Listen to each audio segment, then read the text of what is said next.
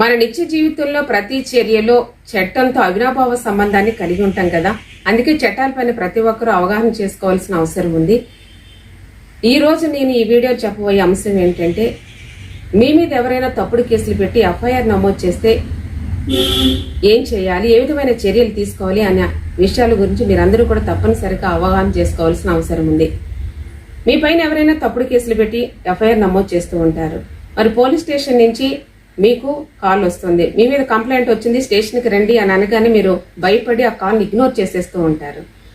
అలాగే రెండోసారి వస్తుంది, మూడోసారి వస్తుంది, పోలీసు వాళ్ళు మీకు కాల్ చేస్తూ ఉంటారు. మీ మీద కంప్లైంట్ వచ్చింది, మీరు వస్తారా లేకపోతే మమ్మల్ని రమ్మంటారని చెప్పి భయపెట్టిస్తూ ఉంటారు. దానికి కూడా మీరు భయపడిపోతూ ఉంటారు. భయపడాల్సిన అవసరం లేదు. ముందుగా మీరు ఫోన్ లిఫ్ట్ చేసి ఏమని కంప్లైంట్ వచ్చింది అని అడగాలి. కొంతమంది పోలీసు వాళ్ళు చెప్తారు, కొంతమంది చెప్పకపోవచ్చు. అలాగే నా మీద ఏమైనా ఎఫ్ఐఆర్ నమోదైందా అని అడగాలి. నమోదైందా అని అనగానే మీరు భయపడిపోయి స్టేషన్కి వెళ్లాల్సిన అవసరం లేదు.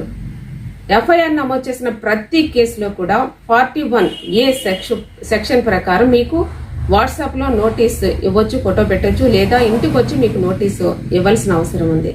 అప్పుడు మాత్రమే మీరు మెంటల్ గా ప్రిపేర్ అయ్యి ఆ నోటీస్ లో మీ మీద ఫలానా కంప్లైంట్ వచ్చింది, మేము ఎఫ్ఐఆర్ నమోదు చేస్తామని చెప్పి మీకు నోటీస్ ఇస్తారు.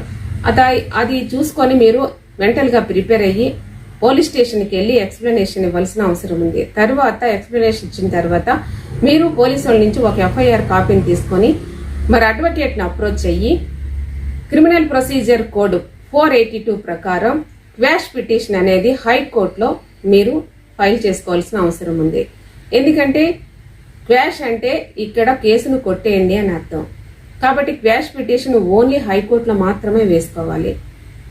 వేసుకొని జడ్జి గారికి మీరేమని చెప్పాలి అంటే, ఫలానా కేసుతో నాకు ఏ విధమైన ప్రమేయం లేదు, నేనేమి నేరం చేయలేదు, అవన్నీ కూడా ఫాల్స్ ఎలిగేషన్, కాబట్టి దీని మీద ఉన్న ఎఫ్ఐఆర్ కొట్టివేయండి, షార్ట్ షీట్ ను కూడా కొట్టివేయండి అని చెప్పి మీరు అడిగే రైట్ మీకు ఉంటుంది. మీరు మీ దగ్గర ఉన్న ఎవిడెన్స్ ని కనుక సాక్ష్యాధారాలను చూపించి ప్రూవ్ చేసినట్లయితే తప్పనిసరిగా ఆ ఎఫ్ఐఆర్ కాపీని అలాగే షార్ట్ షీట్ ను కూడా కొట్టేయడానికి అవకాశం ఉంటుంది. ఎందుకంటే నిత్య జీవితంలో మనల్ని చాలా మంది ఇబ్బంది పెట్టాలని చూస్తూ ఉంటారు, తప్పుడు కేసులు పెడుతూ ఉంటారు. ఆర్థికంగా, మానసికంగా, అలాగే భవిష్యత్తును కూడా దెబ్బ కొట్టాలనే ఉద్దేశంతోనే వాళ్ళు కేసులు పెడుతూ ఉంటారు.